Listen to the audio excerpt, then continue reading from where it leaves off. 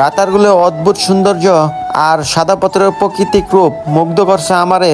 তাই তো চলে যাইতেছি সিলেটে। কিভাবে রাতারগুলা সাদা পাথরে গেলাম আর কত টাকায় খরচ হলো তাই নিয়েই থাকবে আজকের এই ভিডিও। আসসালামু আলাইকুম everyone, it's me Ashraful Islam and my new video. So আজকে যাইতেছি আমরা সিলেটে ঘুরে দেখবো সিলেটের ঐতিহ্যবাহী সকল দর্শনীয় স্থান। আর এখন বর্তমানে আছি আমরা আমাদের রেল স্টেশনে ট্রেনের জন্য অপেক্ষা করতেছি।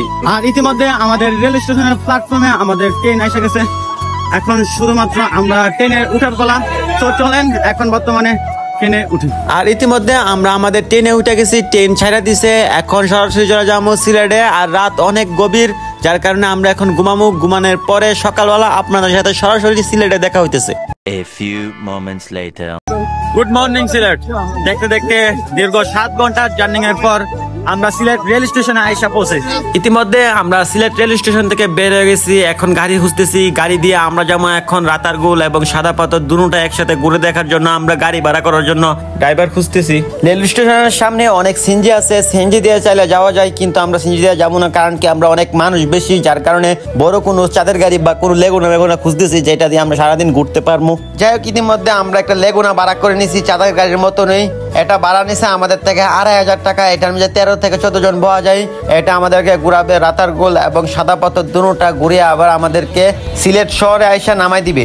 এখন আমরা সকল বন্ধু বান্ধবরা বক্সের গান শুনতে শুনতে এনজয় করতে করতে রাতারগুল যেতেছি। আর আপনারা অপেক্ষা করেন, আপনাদেরকে রাতারগুলের সকল বিস্তারিত ইনফরমেশন এই ভিডিওতে দেওয়ার চেষ্টা করবো। আর ইতিমধ্যে আমরা রাতারগুলে আইসা নেমে গেছি আর কি। এখন যেমন রাতারগুলের মেইন কাউন্টারে এখান থেকে নাকি টিকিট কাটতে হয়। রাতারগুলের জনপ্রতির টিকিট হলো 57 টাকা, স্টুডেন্ট হলে অর্ধেক আর কি, মানে 30 টাকা হবে স্টুডেন্ট হলে। আর এখানে যে নৌকা আছে, নৌকার ভাড়া হলো 750 টাকা। এক নৌকার মিজে উঠা যায় 5 জন। আর আপনাদের নৌকা চালাতে হবে না, নৌকার মাঝি আছে, নৌকার মাঝি আপনাদেরকে সম্পূর্ণ রাতারগুল ঘুরাইয়া 2-3 ঘন্টার ভিতরে ফেরত নিয়ে আসবে আবার কাউন্টারে। আর আমরা 9 জন যেহেতু, যার কারণে 2টা নৌকা ভাড়া করছি। ইতিমধ্যে আমরা নৌকার ভিতরে বসে যাই, নৌকা নিয়ে আমাদের মেইন স্পটে, রাতারগুলের মেইন স্পটে যাওয়ার জন্য রওনা দিই আর কি। আর এখান থেকে শুরু রাতারগুলের আসল সৌন্দর্য। দেখতে পাচ্ছেন সামনে গাছগুলো কতটা সুন্দর লাগতেছে। আর বৃষ্টি হওয়ার কারণে পানিগুলো ঘোলা হয়ে গেছে। যখন বর্ষার টাইম আসবে এখানে আরো পানি হবে, পানিটা অনেক পরিষ্কার থাকবে, এখানে মানুষরা ঘুরে মজা পাবে আর কি। আর এই জায়গাটাও কিন্তু রাতারগুলের আসল সৌন্দর্য। দেখতে পাচ্ছেন গাছগুলো বন জঙ্গলের মতন লাগতেছে, সুন্দরবনের একটা লুক আইতেছে আর কি। আর এই জায়গায় কিন্তু বর্ষার সিজনে ফুল পানি হয়ে যায়, এই জায়গা দিয়ে কিন্তু নৌকা চলাচল করে।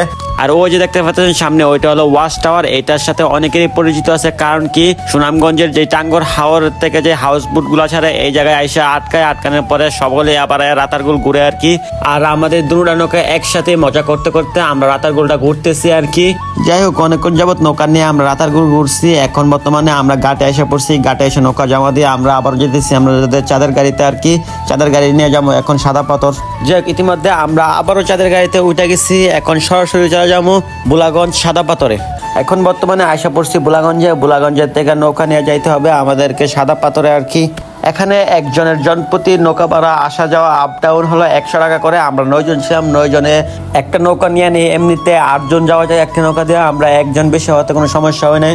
এখন আমাদের নৌকা ছেড়ে দিয়ে সাদা পাথরের উদ্দেশ্যে আর কি। বেশিক্ষণ লাগবে না, সোজা গেলে সর্বোচ্চ 5 থেকে 10 মিনিট টাইম লাগবে আর কি।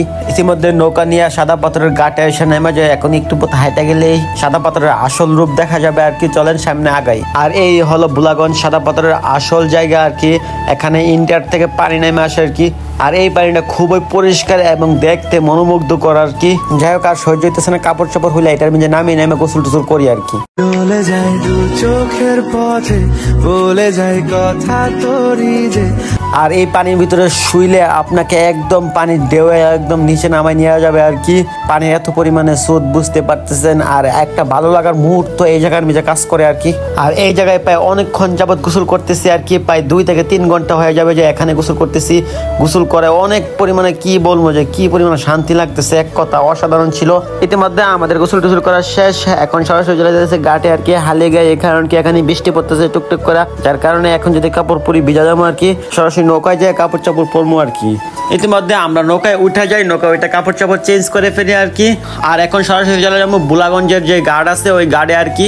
ইতিমধ্যে আইসা পড়ছে আমরা আমাদের গাড়ির সামনে আইসা খাবারের হোটেল খুঁজতেছি। এখনো খাবার দাবার খাই নাই আর কি। যাই হোক, আর এই জায়গায় দেখানোর মতন কিছু নাই, সরাসরি চলে যাবো সিলেট শহরে আর কি। যার কারণে আর ভিডিওটা বড় করতেছি না, ভিডিওটা এখানে শেষ করে দিতেছি। আল্লাহ হাফেজ, দেখা হবে কোনো পরবর্তী ভিডিওতে।